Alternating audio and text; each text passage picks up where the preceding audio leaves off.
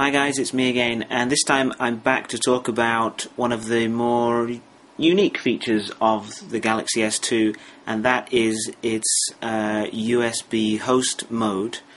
And now to use this feature you're going to need one of these, which is a USB host cable. I picked mine up from eBay. I'll leave the link in the description. So this is essential for everything that I'm going to do today. Okay, so what I'm going to show you is how to use this USB host cable along with a few USB peripherals to get some added functionality from the phone. Okay, here we go.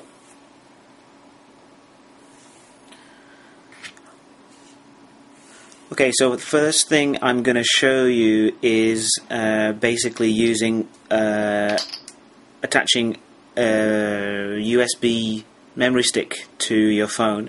Okay, so what you do is power the phone up and plug in the cable like this. When you plug it in, you'll get a notification that the USB device is being connected. Since there's nothing actually plugged into that yet, it'll disappear again.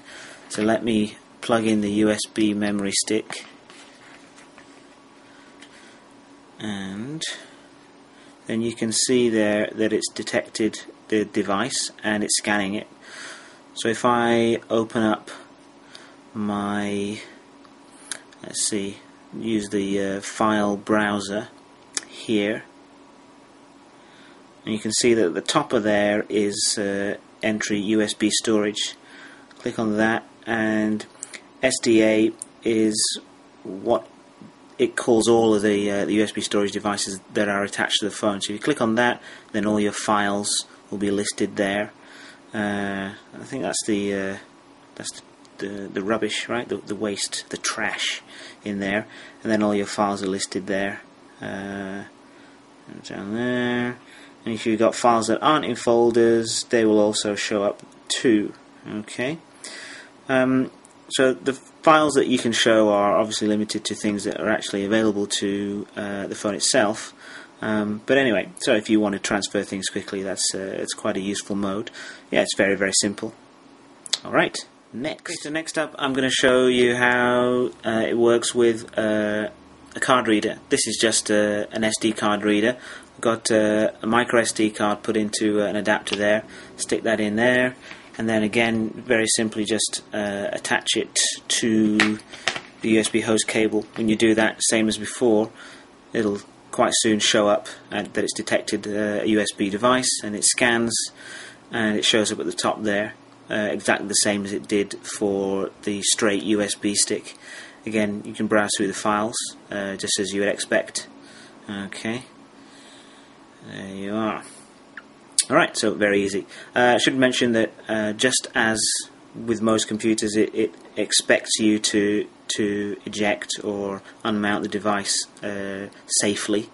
So you just bring out a notification bar, unmount that, processing, and then it's removed safely.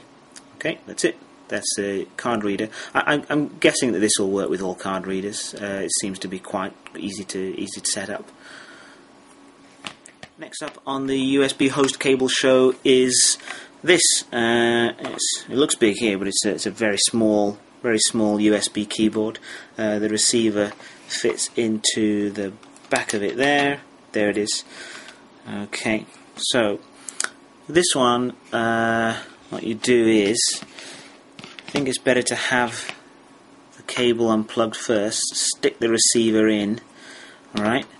Make sure that the keyboard is on. Then when you plug in, you should show up just as it does before, and it shows that there's a USB device detected on there. Okay, and then it's going to be difficult to squeeze everything on here. Alright, if you can see, if I press which one is it? Escape? Yeah, with escape you can turn the if the screen goes to sleep, you can turn it back on again just by pressing escape.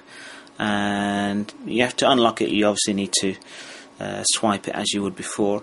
Escape works as the back button, so you go back there, And if I were to go to an application, for example, looking at something on the market, right, click on that. Then if you select function and then click on the home button, which doubles on the left arrow, go back to that, and it takes you back to home. So that works as the home key. To start typing on the keyboard, you can press the space bar, it brings up the search. There's another way you can do that. I think it's with enter. Sorry, it's the select button to bring up the menu. So there's two ways you can do that. Yeah, with the space bar or with the select button, menu button here. All right. If I use the arrow keys, you can see each of the things is highlighted. And press enter, and it brings up the app drawer there. And then I go up like that, and I can go through my home screens like that. Now you can't skip through different home screens. See, for example, if I try shift and go that way, it doesn't skip the whole screen. I'm guessing that different keyboards will work differently. Another keyboard I tried it with, you could change the volume by using the function key with F9 or F10. This keyboard doesn't have that feature, so it doesn't work here. So it really depends on what keyboard you have as to what you'll be able to do with it. This keyboard is pretty small. If I compare it with the phone, it's almost two times the size there. So it's quite a small portable keyboard. I mean, there are various use cases. You're travelling, or you want to write on your blog on the train or whatever. Yeah, I'm sure there are some uses for it. Okay, that's it. Okay, so now we're going to try another peripheral. This time a USB mouse. Okay, so I'm going to plug in the USB host cable, like this first. Here's the mouse. The mouse is already on. Okay, and then got the receiver here. Stick that in there. The mouse is recognised. You can see the mouse pointer pops up there. Okay, alright. So the controls for the mouse, if I right click, that's back. Go back there. So let's say I click on the widget at the top here, and then click on more information. Wait for that to load up. Okay, then here I am clicking on the right mouse button, goes back once, right mouse button again, goes back again, and then I can try to switch to home screen. So just left click and drag them across. Left click and drag them across. If I click left and hold it down, that's like a long press on the home screen, so it brings up the menu there. Right click, it goes back. On this mouse you can see there are some buttons that are supposed to be used for forward and back in a browser. Now they don't work. Let's have a look how things are in the browser. Alright. Okay, so here's a page, and you can use the mouse for using the keyboard as well. All this is a bit silly, really. I'm sure somebody might have a use for it. Okay, then you can click. If I go to a page full of images and I left click on one, then I long left click, brings up the context menu there, and if I right click,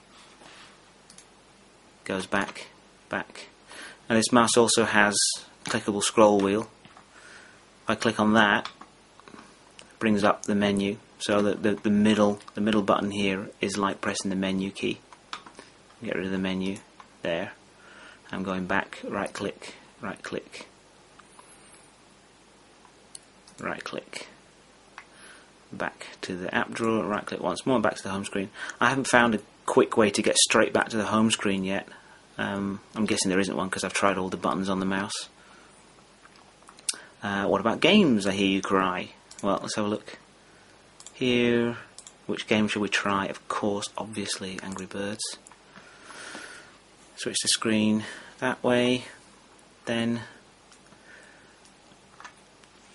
you can still use the mouse in this game anyway. Click on this one here, left click and drag across, drag left and right to change viewpoint, left click and drag, let go, there. So it worked quite well. If you prefer using the mouse for Angry Birds, this might be preferable. Or if you want to practice using a mouse, that might be preferable. Right click brings up the pause. Let's see. Long press left click doesn't do anything. Middle click, same, brings up the pause menu. And go back, right click, back, confirm, and I'm back there. Change the screen around. Yeah, so it works in that game. Let's try another one. I haven't got that many games on here. Like this one.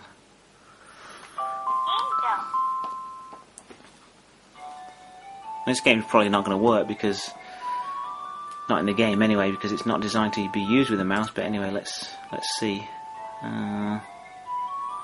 Continue. Later. Dude. Click on the dude. Now, he's not doing anything. Oh, hold on a minute. Oh, wait a minute. I can control him by using the mouse wheel. He's going up and down there. I want to go left and right. Right, that's not going to happen. Right. So if you enjoy playing the game just going from top to bottom, you will be in heaven. If you like to actually move about in the game, then you're probably better off sticking to your regular controls because this doesn't do anything. Right click will exit. Yes, because that's no fun. Yeah, so I'm guessing things will be pretty wishy-washy in terms of how consistent things are. You might have some uses for it. Maybe in the browser it might be good to have a little bit more fine control if you're using the browser a lot. But anyway, yeah, I mean, it works. It works. It's a bit fiddly in terms of what order you connect things up with, like all the USB things, especially the mouse and the keyboard. You might need to fiddle around with the order that you do things in. I found that plugging in things separately and unplugging things in separately works best. So, for example, plug in the USB host cable, then the USB receiver, or whatever you're plugging into it. When you take things out, make sure you do it the right way. So unmount things, take out the receiver first, and then take out the USB host cable, so things don't get left hanging in there. Otherwise they might not work when you try and plug them in the next time, which I had that problem before. Okay, so that's a USB host cable with a mouse.